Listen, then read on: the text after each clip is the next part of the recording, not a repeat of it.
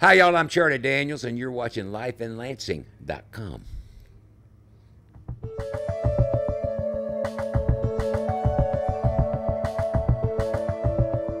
How you guys doing? My name is Mark Warner with LifeInLansing.com. We're here at the 2011 Common Ground Fest with the icon, the original Southern boy himself, Charlie Daniels. Charlie, how you doing? I'm doing good. Thanks for coming by. So, originally born in North Carolina, growing up a Southern boy, what was it like? What were your major influences? Well, you know, I moved around a lot when I was a kid. My dad was in the timber business, and we moved quite a bit around North and South Carolina and Georgia. So I got a lot of, in those days, that was quite a bit of traveling. Nowadays, it would not compare. I do more in a week than probably now than I would do in 6 months back then. But I learned a lot by people in different parts of the different parts of the country. There's a sameness with people, but there's also a lot of difference in different places and different traditions, different foods, different accents. So I think traveling is probably one of the greatest educations a person can have. It was great. I come from a very close-knit family, Christian family, and we just country folks tried to treat everybody right and do like we're supposed to, and work hard and have a good time. He's been doing his singing and songwriting the whole country bit since the 50s. And did early session work was kind of how you got your start. Did some early stuff with, great artists as Elvis Presley, and then going on to Bob Dylan, and then with your breakthroughs like Long-Haired Country Boy and Uneasy Rider. What was that transition from being kind of behind the scenes, kind of coming into your own? How was that? Well, I never actually recorded Elvis Presley. I wrote a song. I co-wrote a song that he recorded.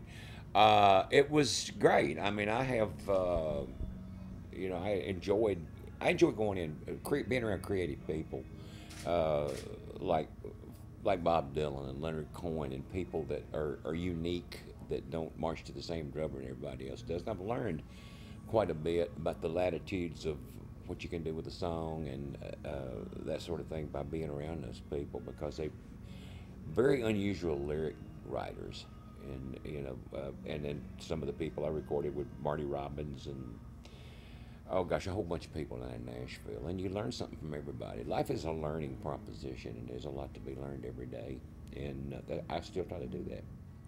In 1976, you had in what was going to be the largest record contract, basically, for a Nashville artist coming out, and you followed that up with Devil Went Down to Georgia.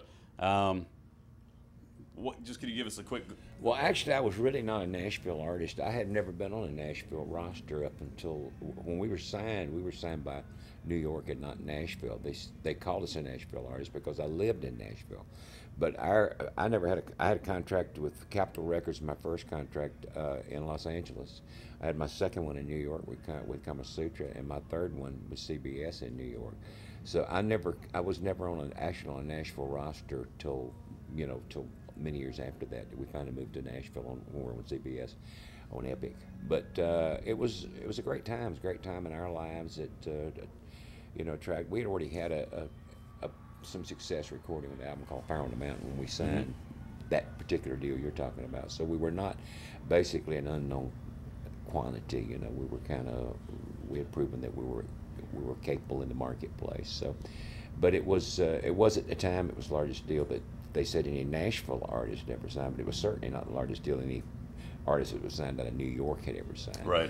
But my living in the proximity of Nashville was what that was. Kind of got you branded that way. Well, no, I like that. I mean, I'm not saying it. I don't. I mean, I'm a member of the Grand Ole Opry. Absolutely, inductee 2008. My right heart, here. yeah, my heart is in Tennessee. But what I'm saying at the time, it's a little bit misleading. I mean, it sounds like it sounds like a really, really big deal, and it was for Nashville, but we were not signed to the Nashville roster.